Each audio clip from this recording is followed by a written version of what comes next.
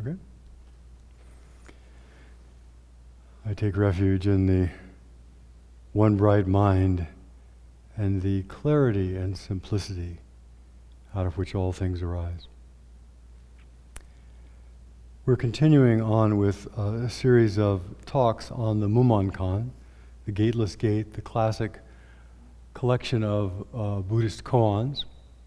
For those of you who are new, the koans are real life examples that ask each person who's working on them to enter and to embody or manifest the particular truth they're pointing at.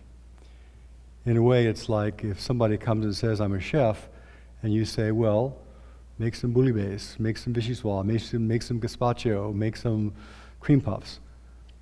And they kind of show their chefness by manifesting these things. Or when I was in school, we often would have to go around and look at a whole bunch of slides and not just be able to talk about what was on the slides, but actually be able to read the slides. So koans in a way are like that.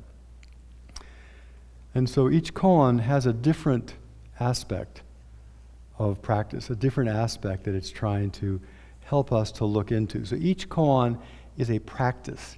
It's not just a theoretical story that we can read and learn something from, but when we're working on a koan, it actually asks us to embody, to know from the inside the particular thing they're talking about.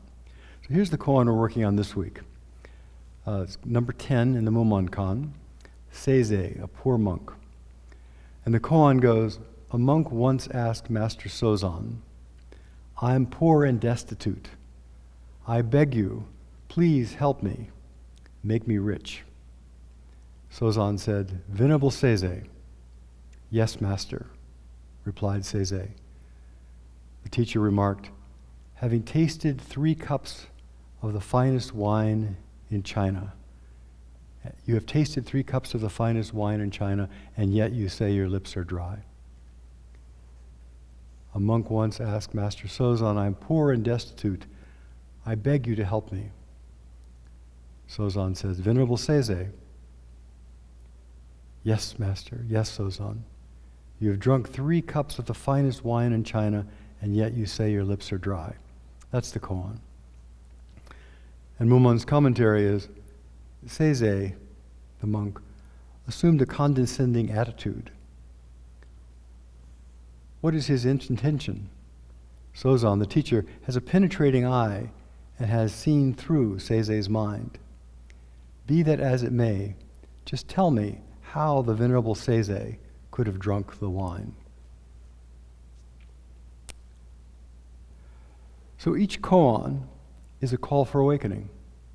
Each koan is a call for awake awareness. Each koan asks us to practice the embodiment of truth, the functioning of truth, the non-dual realization and manifestation of truth. And each koan can be looked at from different vantage points, different aspects. So, first thing we'll look at with this particular koan is the simplicity of mind. I'm poor and destitute. So he's talking about the simplicity of mind. And ordinary people, all of us, have minds, if there is such a thing, that is filled with desires and dislikes, with reactions, with opinions, with stuff, with hopes and memories and knowledge. We have so much stuff in there that actually sometimes they call, we have a head on top of our head. We have so much. We think that bundle of views that we have is reality. We hear the news, we make up an opinion about it. It accords with our view or doesn't accord with our view. We decide it's real or not real. We react to that reality with fear and judgment. We go out and talk to everybody else, and we share it with our opinions and reaction with them, and we create kind of a web of agreement, which is all self-reifying. When we first start Zazen, first start meditating, the very first task is to calm down. Just to calm down. Just to be able to be in the present moment simply. to simplify, to simplify, to simplify. So we come in here for an evening of Zazen, and many times people have heard, drop the past, drop the future, take a vacation from all those worries, and be present. And the first level of practice after we calm down is to be able to see the ordinary dual world with a calm mind, with a clear eye. And then we begin to simplify and simplify, simplify, simplify our own awareness. So we're not following our delusive thoughts and opinions. We're not busy worrying about all our past mistakes. We're not carrying the burden of someplace else, some other time. So this process of simplification has their practices associated with it. We can simplify the mind through specific practices. So first we can just consciously say, I'm not going to follow my stream of anger. I'm not going to follow my stream of greed. And we begin to simplify our mind a little bit. Or we can atone for our past mistakes. You know, we've done something really stupid. We all have done that, of course. And it worries us. It's on our mind.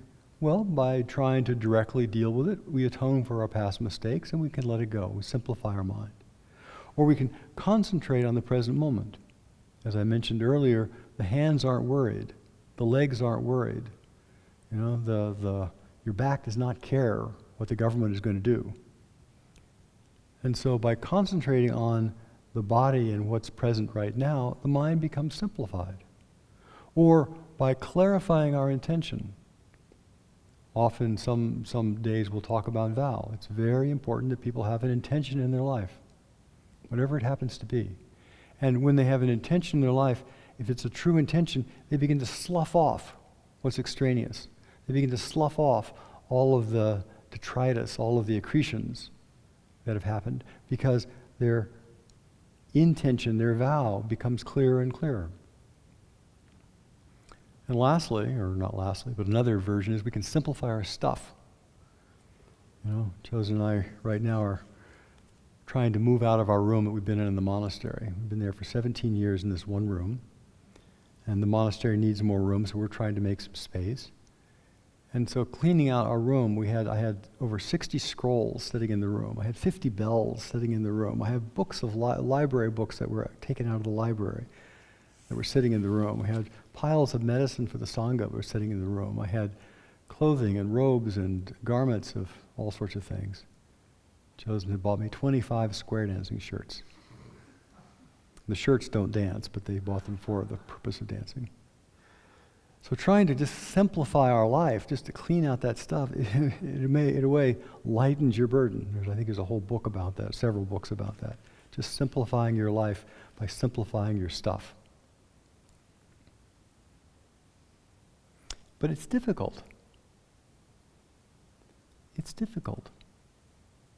We love to hold on. There's a teaching in Buddhism about the 8 worldly winds. You know, loss and gain, pleasure and pain, liking and being fame and infamy. You know, all the opposites like that. And as North Americans, in general, we have managed to avoid loss, and we stuff ourselves with more and more and more and more stuff. But in general, that teaching of the 8 worldly winds is, can we embody, can we have a lot of stuff or no stuff? Can people like us or not like us?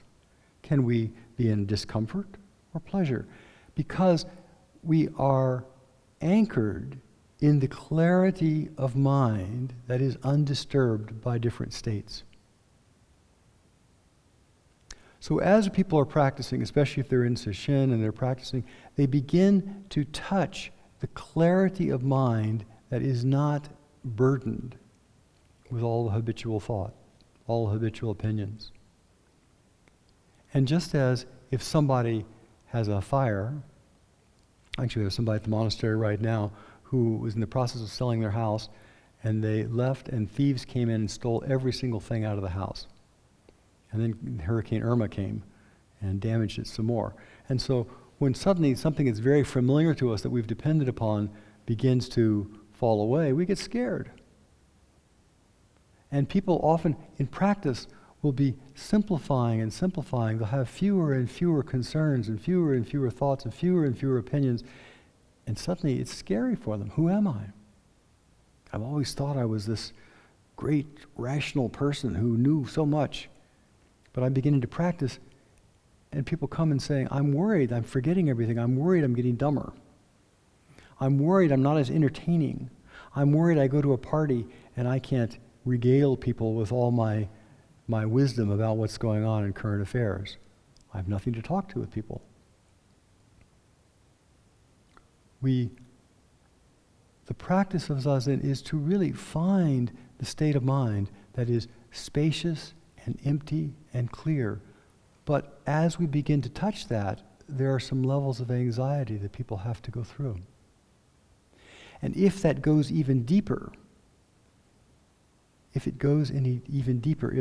clarity and the simplicity of mind goes even deeper, then all of the things that used to give us so much meaning begin to become much more ephemeral. And actually, there's a whole state called the Acedia, dark night of the spirit, dark night of the soul, a spiritual crisis where things lose their meaning and purpose. This present moment has no meaning or purpose. It's just this present moment. It's not the ultimate state of practice. It simply is a phase. But to go into the place where things have no meaning, they just are, is scary. It's like you've been driving around the city, and the whole time you're driving around, you're scanning for places to eat, or you're looking at women, or you're looking for clothing shops, or you're looking for men, or you're looking for partners, or you're looking for places to live, or you're looking for people with great pets, and suddenly your mind becomes empty and all those things are not there. And suddenly you're driving through the city and there is nothing draws you, nothing interests you, nothing that you're not grabbing at anything. Well, if you spent your whole life kind of grabbing at things and suddenly there's a spacious place, it's scary. And if we go really, really, really deep and we just let go of the world, and we begin to touch the fundamental nature of mind, which is still and bright and spacious and has no content, that can be a spiritual crisis. And at that spiritual crisis, people either run away and they want to get more entertainment, and they go traveling and they get a new relationship and they have some dramatic change in their life and they do anything they can to kind of stir themselves up again. Anything they can do to fill their life back up. Or they have the possibility of actually going through it. And the still, empty place can be an entrance gate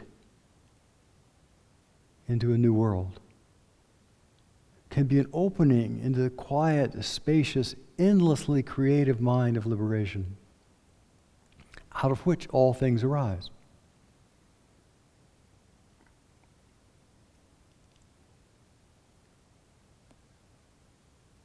That's not such an easy gate to pass through, and yet, like the Mumonkan says, it's a gateless gate. There is no gate on that gate, and yet, because of our fixed views, because of our habitual holding on, it's hard to go through that gate.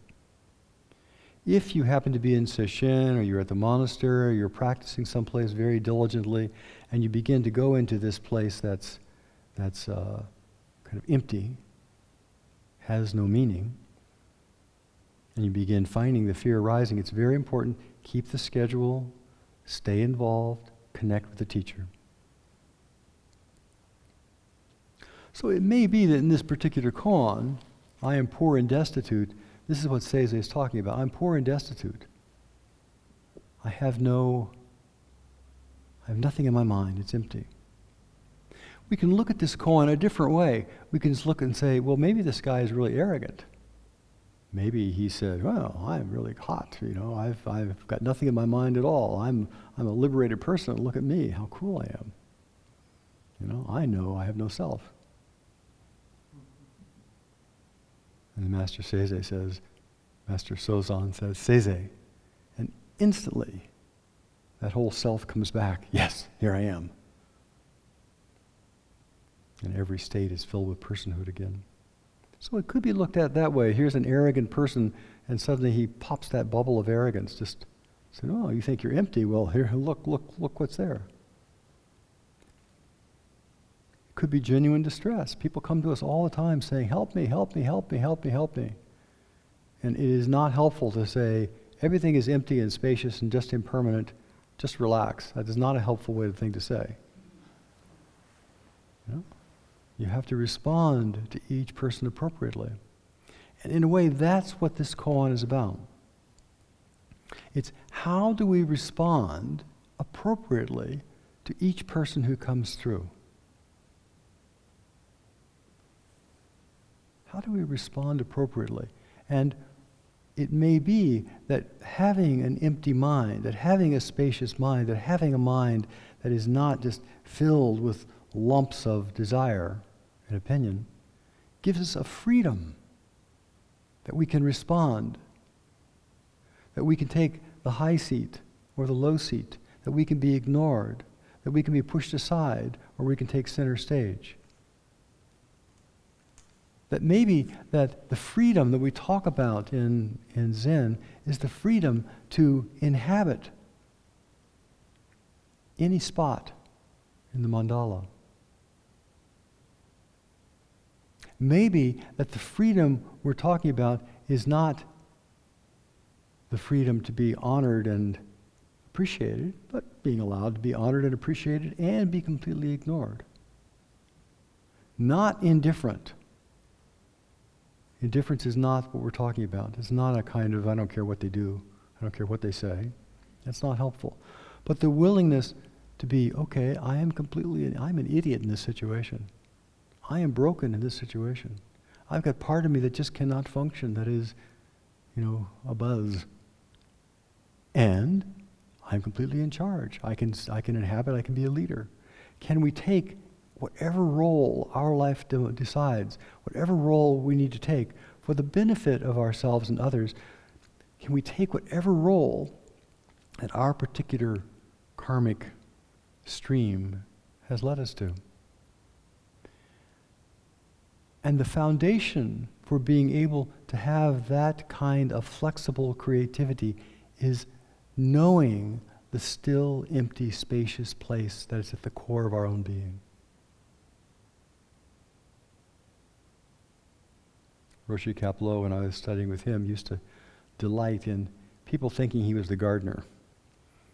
They'd come to visit the Zen Center of Rochester, and it was very well known at that time, and they'd meet this little tottering old man who was around potting plants. And he used to delight in being mistaken for the gardener.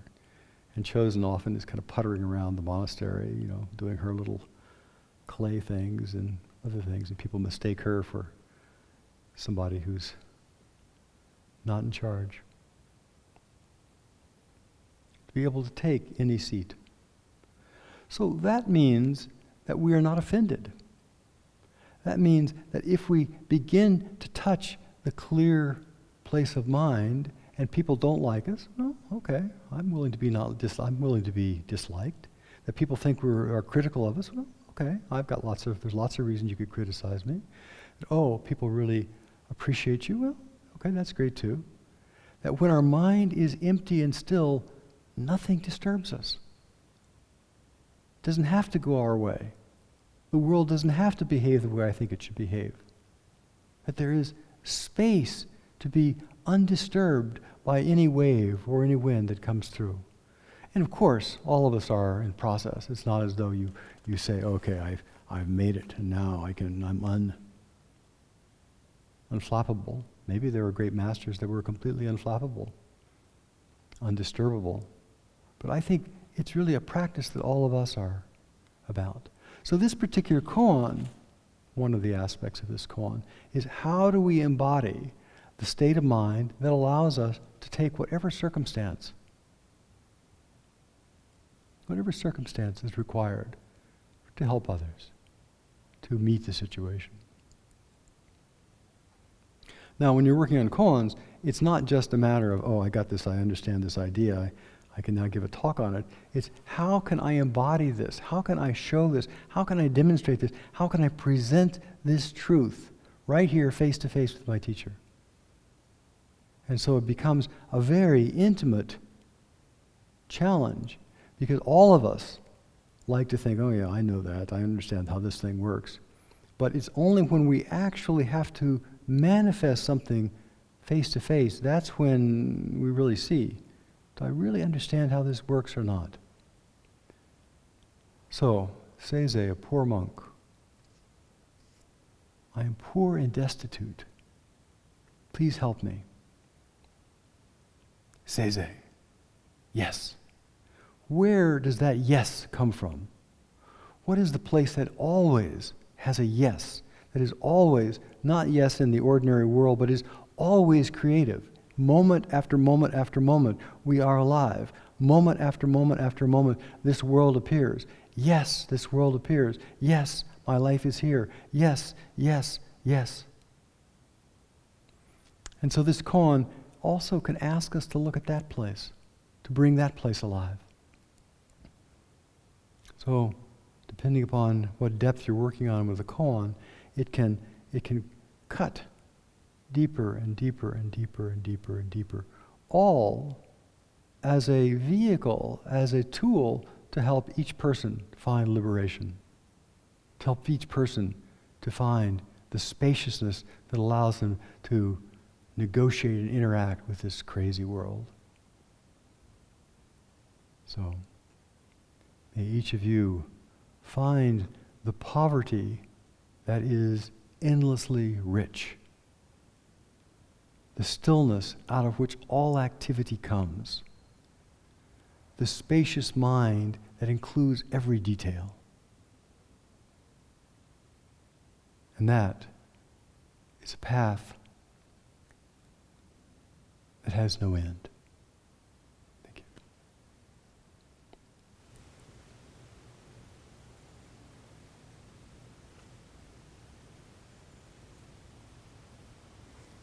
I think we now get ready for service by standing.